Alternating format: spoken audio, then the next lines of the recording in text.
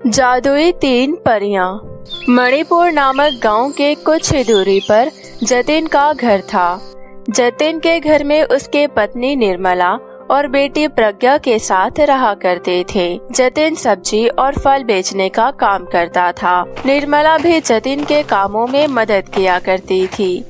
ऐसे एक दिन निर्मला और जतिन फल और सब्जी का एक ठेला लेकर जा रहे थे कि तभी निर्मला का एक्सीडेंट हो जाता है और इससे पहले जतिन कुछ कर पाता निर्मला की उसी वक्त मृत्यु हो जाती है। फिर जतिन रोते हुए कहता है, निर्मला उठो ना, तुम्हें क्या हो गया? तुम मुझे छोड़कर नहीं जा सकती। प्रज्ञा का क्या होगा? ऐसा कहकर जतिन बहुत रोता है।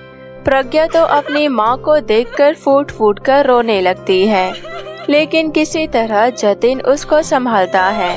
लेकिन कुछ दिनों के बाद वो खाने के लिए तरसने लगे और प्रज्ञा की देखभाल करने के लिए कोई नहीं था, इसलिए जतिन को दूसरी शादी करनी पड़ी। जतिन की दूसरी पत्नी कोमल दिखने में तो बहुत सुंदर थी, लेकिन वो प्रज्ञा से बिल्कुल भी प्यार नहीं करती थी। वो सिर्फ अपनी बेटी नेहा से प्यार करती थी। नेहा भी अपनी माँ की तरह बहुत सुंदर थी और वो हमेशा ही प्रज्ञा को उसके काले रंग के लिए चिढ़ाया करती थी। काली बदसूरत, तुम्हारी तो शादी भी नहीं होगी। तुम इतनी काली और बदसूरत भी हो। मुझे देखो, मैं कितनी खूबसूरत और गोरी हूँ। एक दिन कोमल अपनी बेटी के साथ टीवी देख रही होती है। तभी वहाँ पर प्रज्ञा आती है और कहती है, माँ, मेरे सर में बहुत दर्द हो रहा है। क्या आप मुझे डॉक्टर के पास ले चलोगी? नाटक मत कर, मुझे सब पता है। ये तेरे काम ना करने के बहाने हैं। पता भी है अभी घर में कितने काम बाकी हैं और मेरे बेटे नेहा को भूख लगी है। जा इसके लिए फल काट कर लिया।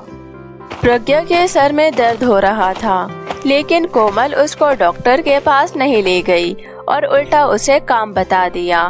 फिर प्रज्ञा नेहा के लिए फल काट कर लाती है। जब वो अपने कमरे में जाती है तब वो रोने लगती है। कोमल हमेशा प्रज्ञा के साथ सौतेला व्यवहार करती थी। उसके ऐसे व्यवहार की वजह से प्रज्ञा उसको बिल्कुल पसंद नहीं करती थी। काम के लिए जतिन 3 दिनों के लिए काम के सिलसिले में दूसरे शहर चला जाता है और वहाँ कोमल मन ही मन बहुत खुश होती है। जतिन के जाने के बाद कोमल प्रज्ञा से कहती है, अरे प्रज्ञा सुन, पूरे घर में झाड़ू लगा दे और जा छत पर से कपड़े लाकर उसको तय कर कर अलमारी में रख दे। ठीक है माँ। और नेहा बेटा, तुम इधर आओ। चलो, मैं तुम्हें तैयार कर देती हूँ। हाँ माँ, चलो।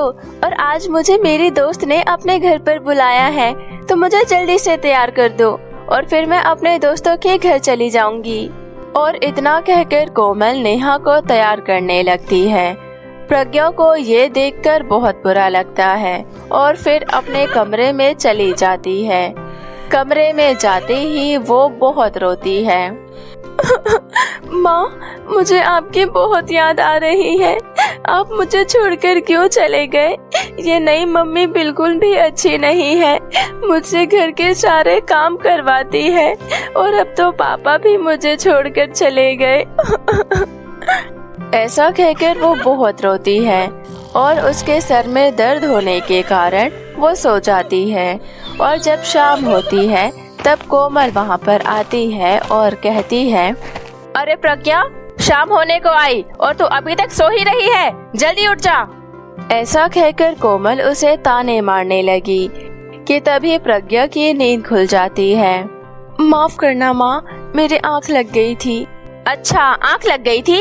एक बार आँख खोलकर पूरे घर में देख ले। घर में इतना सारा काम फैला है और ये महारानी आराम से सो रही है।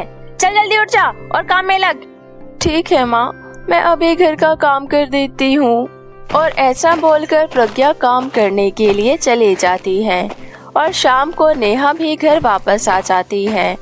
कोमल प्रज्ञा को बहुत काम बताती है। तो ऐसे ही एक दिन कोमल ने प्रज्ञा को मंडी से कुछ सब्जियां और फल लाने को कहा। अरे सुन प्रज्ञा, जा और मंडी से सब्जी और फल ले आ। अगर तो फल और सब्जी लेकर नहीं आई तो वापस घर मत आइयो। माँ, तुम मुझे कोई सा भी काम बताओ, लेकिन ये काम मत बताओ। तुझे आज फल लेकर ही आना है और अगर नहीं लेकर आई तो इस घर में वापस मत आना। लेकिन माँ, इतनी धूप में मैं इतनी दूर कैसे जाऊंगी? तुझे जाना है, अब तो जैसे मर्जी जा, इसमें मैं तो कुछ नहीं कर सकती। और अब जा जल्दी से, फल और सब्जियां लेकर आ। कोमल की ये बातें सुनकर प्रज्ञा रोने लगती है। फिर प्रज्ञा कहती है, माँ, मैं इतनी दूर कैसे जाऊंगी और धूप भी हो रही है और सब्जियां फल लाने में तो मैं बहुत थक जाऊंगी क्योंकि वो बहुत भारी होगा। इसलिए क्यों ना आप भी मेरे साथ चलो। कैसे जाएगी का क्या मतलब है? चलकर जाएगी, और तो वैसे भी तो काली है, तेरा धूप में भी क्या बिगड़ेगा। पर मैं तो तेरे साथ जाऊंगी नहीं क्योंकि मुझे तेरे जैसा काला नहीं होना। और कोमल रोते हुए मंडी के लिए निकल जाती है। वो मंडी जंगल के रास्ते से होते हुए जाती है। इतनी धूप में चलते चलते वो बहुत थक जाती है और एक पेड़ के नीचे आकर बैठ जाती है। बैठे बैठे उसे अपनी माँ की याद आने लगी और एक जगह बैठकर वो बहुत रोने लगी।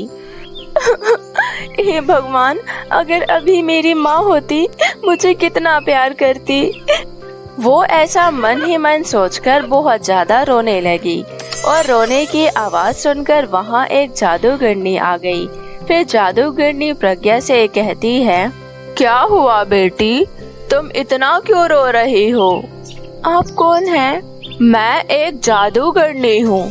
तुम रो रही थी इसलिए मैं तुम्हारी आवाज से यहाँ पर आ गई, पर तुम रो क्यों रही हो?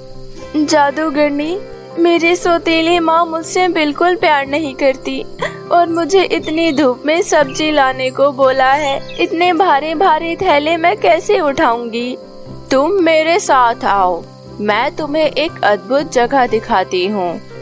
ऐसा कहकर प्रज्ञा और जादूगरनी कुछ देर चलने के बाद एक जगह पर पहुँच जाते हैं जहाँ पर 3 परियां होती है। पहले परी का रंग था लाल, दूसरी परी का रंग था नारंगी और तीसरी परी का रंग था सफेद। ये देखकर प्रज्ञा बहुत खुश होती है। जादूगरनी, ये कितनी अच्छी जगह है और यहाँ पर 3 इतने सुंदर सुंदर रंगीली परियां भी है।